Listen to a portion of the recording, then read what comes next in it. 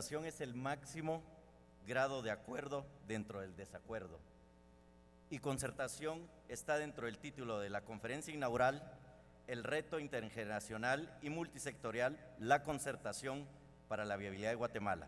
Tengo el honor de presentar al expresidente de Guatemala y presidente de Fundación Izquipulas, Vinicio Cerezo Arevalo.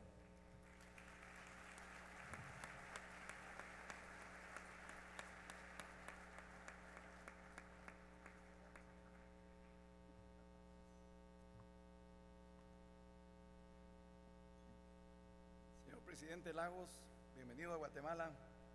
Muchísimas gracias al presidente Morales por acompañarnos. Bienvenidos todas las personalidades que están ahora con nosotros, particularmente a nuestros invitados del sector privado y del sector intelectual de Guatemala. Bienvenido mi querido amigo, el señor alcalde y expresidente de Guatemala, Álvaro Arzú. Y por supuesto, bienvenidos todos ustedes que son el alma y el corazón del pueblo y la fuerza que nos va a permitir transformar esta nación. A mí me va a tocar ahora la parte aburrida de la conferencia, porque voy a hablar un poco de la historia de los últimos 30 años. La canción dice que 20 años no son nada. Yo les puedo decir a ustedes que 30 años no son nada y a mí me consta. Hace 30 años, en el año de 1986, que yo tomé posesión de la presidencia de la República para inaugurar una nueva etapa de la democracia en Guatemala, que ha tenido tantos altibajos, tantas dificultades para consolidarse y para lograr sus objetivos fundamentales. Y les cuento una historia interesante, me imagino le ha pasado a todos los presidentes.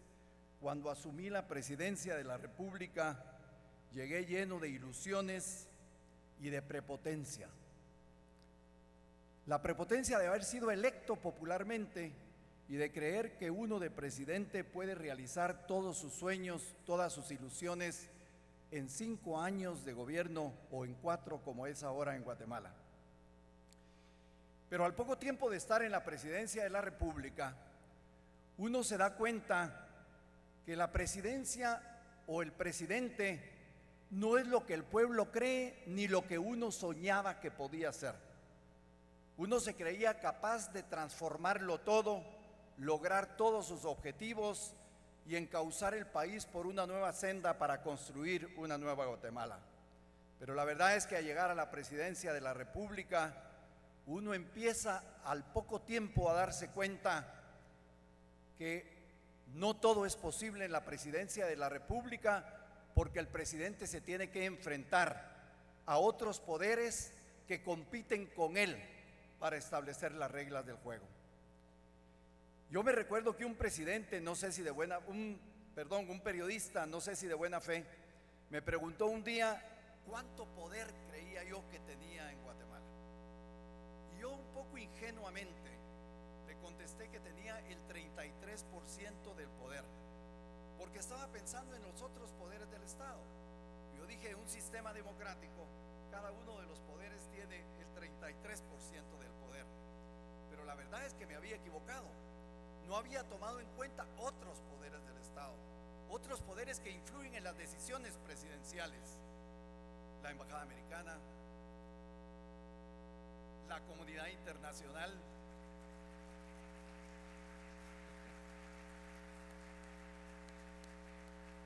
y lo dije pensando en esa época y no en la que estamos viviendo ahora.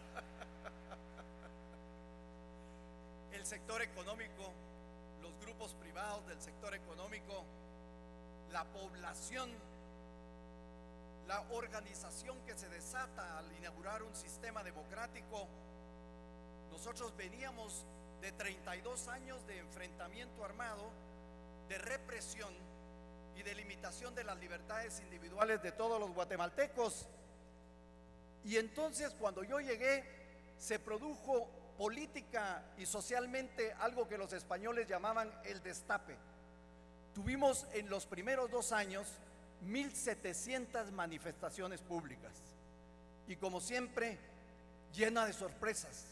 A los 8 días de estar en la presidencia de la República, me dijeron que había una manifestación que venía hacia el Palacio Nacional con ollas y sartenes, reclamando que disminuyéramos el precio del costo de la vida a los 8 días de haber llegado a la presidencia. Yo le dije al jefe de Estado Mayor, bueno, pero ¿quién viene dirigiendo esa manifestación tan bulliciosa? Y me dijo, su esposa. Este tipo de cosas le empiezan a uno a demostrar que el poder que el pueblo le ha delegado es un poder limitado si queremos realmente vivir en una presidencia verdaderamente democrática.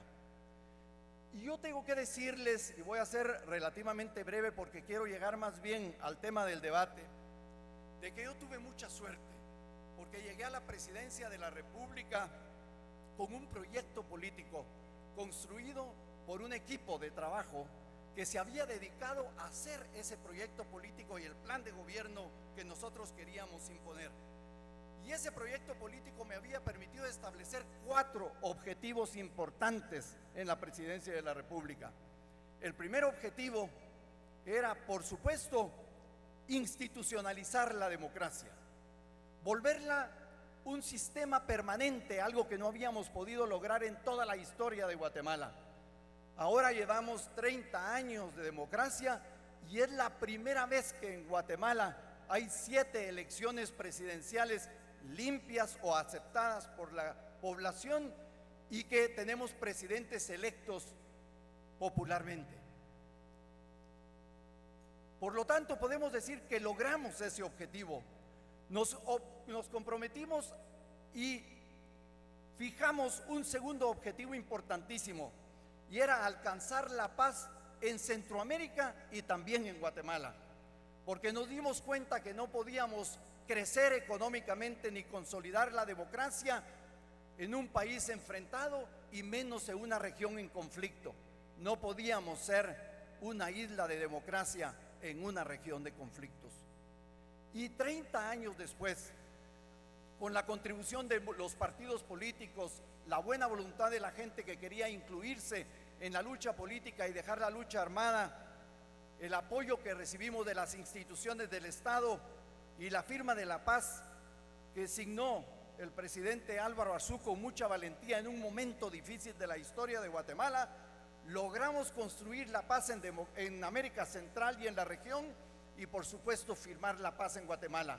Por lo tanto, ese objetivo también lo logramos.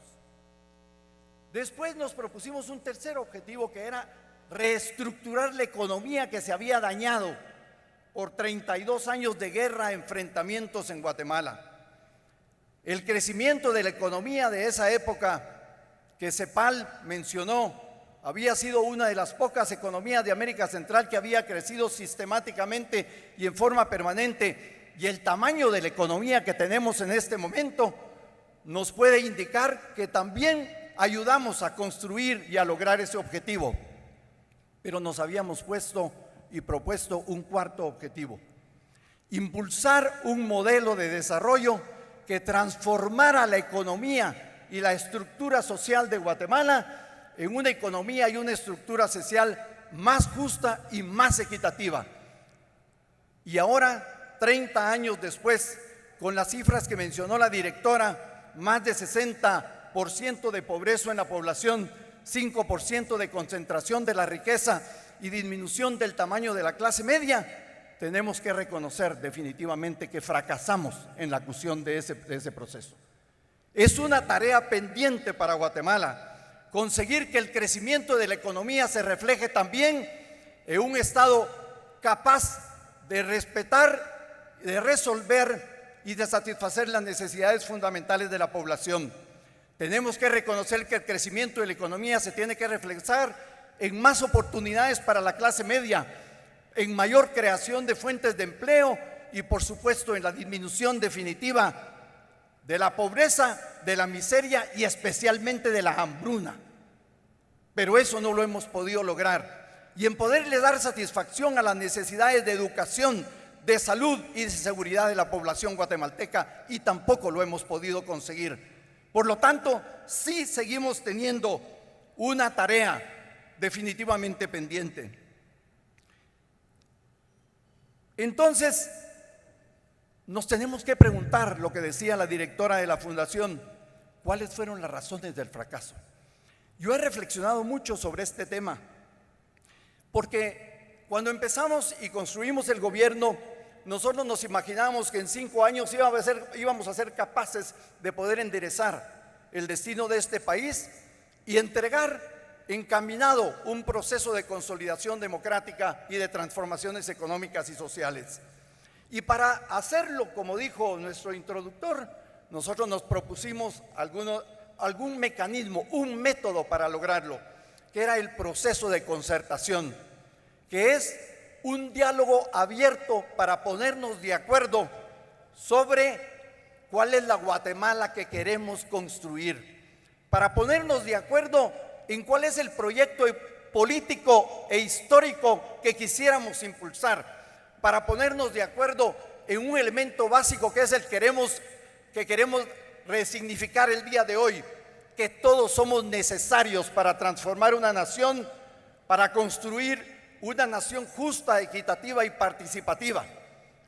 Y no pudimos lograrlo, porque a pesar de que abrimos el diálogo y tratamos de concertar, se impuso una actitud que 32 años de guerra habían establecido en la cultura guatemalteca: la desconfianza absoluta entre uno y otro de los sectores. Esa desconfianza que mina las posibilidades de hacer acuerdos, que mina las posibilidades de construir algo conjuntamente, y la desconfianza conduce normalmente a la crítica sistemática, al levantamiento de falsos en contra de los funcionarios o en contra de las personas o en contra de los sectores. Esa desconfianza que nos ha mantenido en una polarización sistemática en Guatemala. Nosotros no queremos reunirnos con el sector privado porque la gente que confía en nosotros va a señalarnos de que nos estamos vendiendo al sector privado. El sector privado no se quiere reunir con la gente progresista del país porque nos van a acusar de estar aliados con los comunistas o con los izquierdistas. Y los izquierdistas no se quieren unir con los demócratas cristianos porque ellos creen y consideran de que son, con una actitud mesiánica, los únicos capaces de transformar el mundo. Esa desconfianza nos ha mantenido divididos, separados, y no hemos podido trabajar conjuntamente. La tarea ahora es enfrentar esa desconfianza y darnos cuenta por la experiencia del año pasado que si todos nos unimos con un objetivo común, por ejemplo, la lucha contra la corrupción y el objetivo de sacar del poder a aquellos que no supieron respetar la voluntad popular, podemos lograrlo dentro de la institucionalidad y podemos transformar a Guatemala pacíficamente, sin violencia de ninguna naturaleza. Eso es uno de los objetivos más importantes. Y miren las cosas que han pasado. La desconfianza nos condujo, por un lado, a destruir uno de los partidos que formaba parte de aquellos partidos tradicionales con un planteamiento ideológico diferente, con un planteamiento ideológico de participación y de democracia. Se destruyó la democracia cristiana, se perdió un valor fundamental en el proceso de construcción democrática, pero de la misma manera se destruyeron a otros partidos políticos. Los grupos socialdemócratas no pudieron sobrevivir y los grupos más conservadores, como el Movimiento de Liberación Nacional, tendieron a desaparecer y desaparecieron. Y esa pérdida de los partidos políticos destruyó y sentó las bases de la destrucción del sistema político guatemalteco, porque entonces ya no se construyeron partidos políticos ideológicamente convencidos para plantear una discusión sobre el futuro de Guatemala y la manera de construirla, sino que se construyeron partidos de ocasión al servicio de los que querían usar la política en beneficio de sus propios intereses. Se terminaron los principios y los valores y se mantuvieron los intereses, y eso es lo que nos tiene en la situación que estamos viviendo en este momento. Ahora tenemos que enfrentar la realidad, tenemos que reconocernos a nosotros mismos.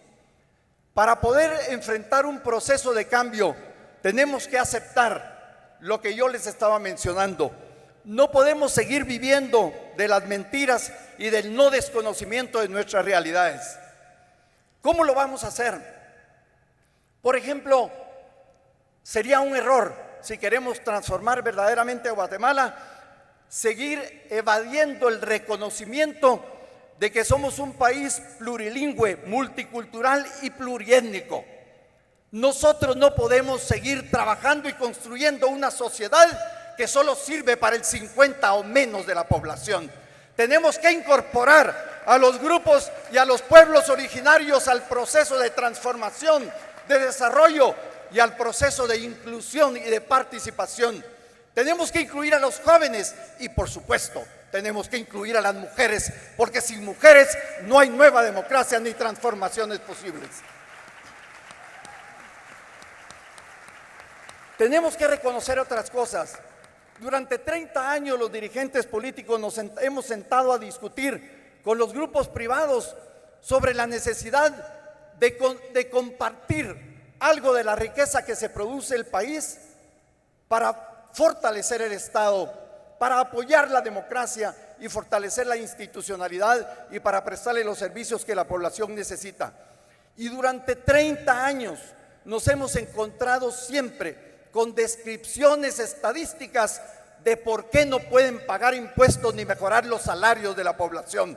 Pero hoy, en este año, nos encontramos que el crecimiento de la riqueza guatemalteca, la capacidad de inversión de los inversionistas guatemaltecos en otros países de América Central y de América Latina, indudablemente demuestra que tenemos una capacidad económica que nos permite cumplir con nuestras responsabilidades sociales y económicas.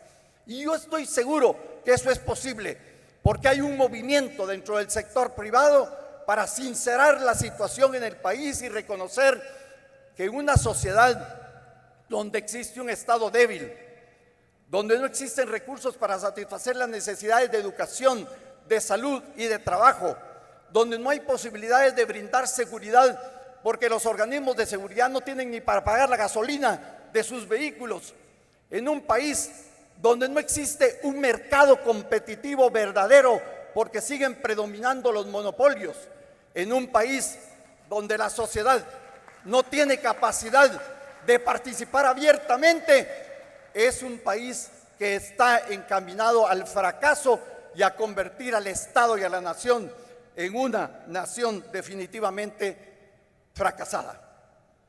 Por lo tanto, nosotros tenemos que pedirle a todos los sectores de la población que acepten sus deberes y sus obligaciones, que gocen de sus logros y de sus éxitos, pero que se den cuenta que cada uno de nosotros tiene una responsabilidad y un deber, desde el ciudadano común y corriente hasta el empresario más grande, hasta el presidente de la República y especialmente todos los funcionarios.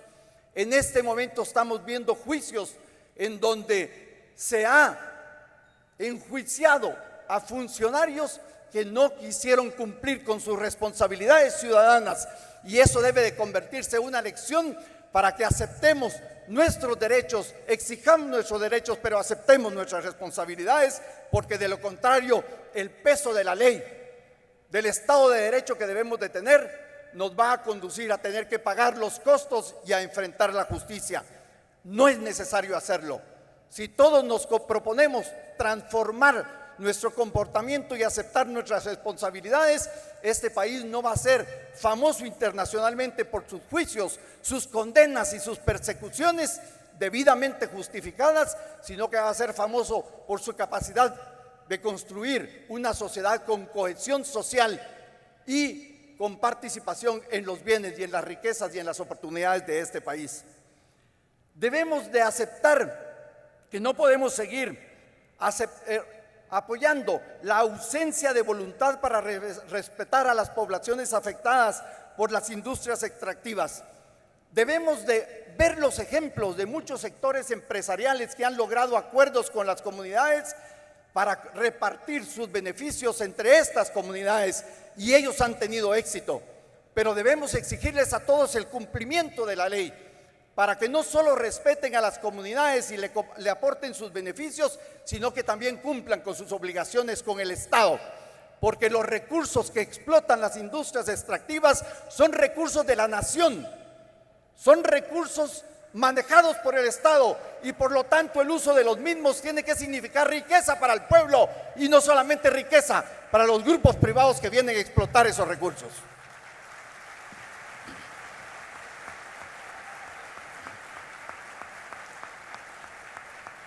Debemos de aceptar que no podemos seguir pensando en abrir una discusión, esas discusiones bizantinas, si lo que tenemos que tener es más mercado o más Estado.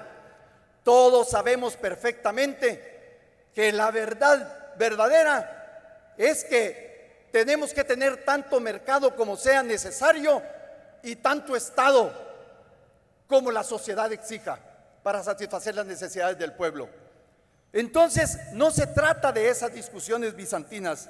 Tenemos que aceptar que tenemos que tener una economía competitiva en donde los monopolios desaparezcan, porque los monopolios limitan el crecimiento de las pequeñas y las medianas empresas, terminan con el empleo y conducen a la población a situaciones de miseria y de necesidad.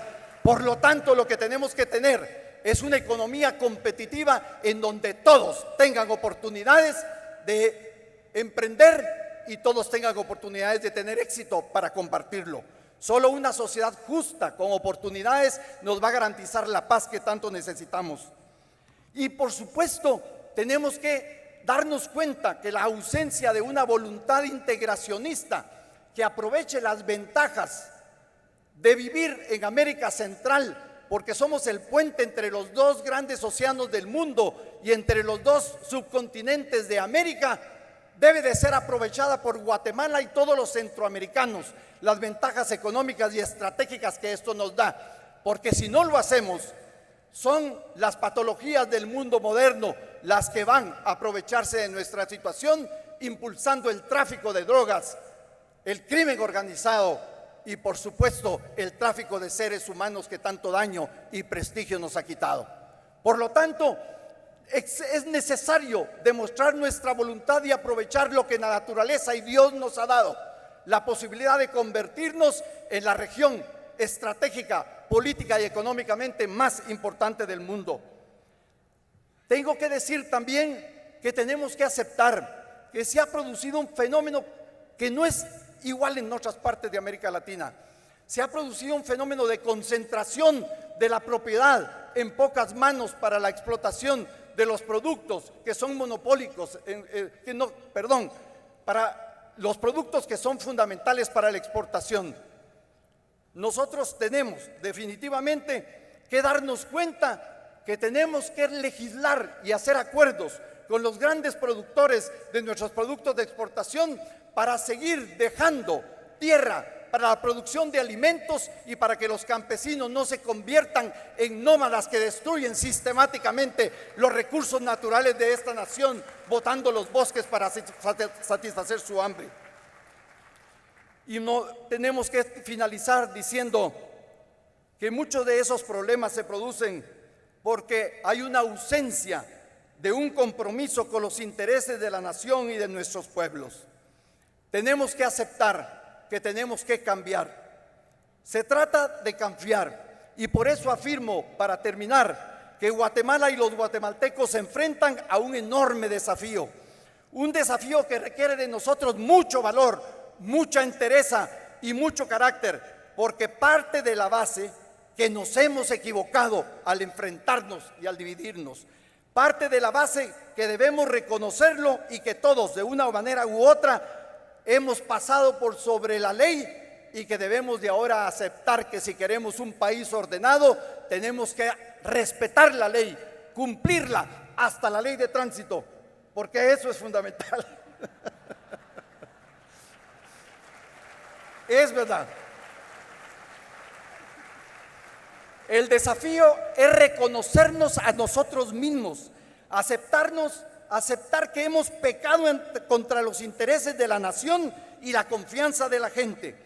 El desafío es tomar decisiones simples, respetar la ley, respetar las colas por respeto a los que llegaron antes, respetar a los demás porque son diferentes, respetar a los más débiles y a los más necesitados, respetar a la autoridad y exigir que la autoridad nos respete, respetar la honra de los demás y no condenarlos sin antes escucharlos, porque para cambiar a Guatemala nosotros tenemos que cambiar primero. Muchas gracias.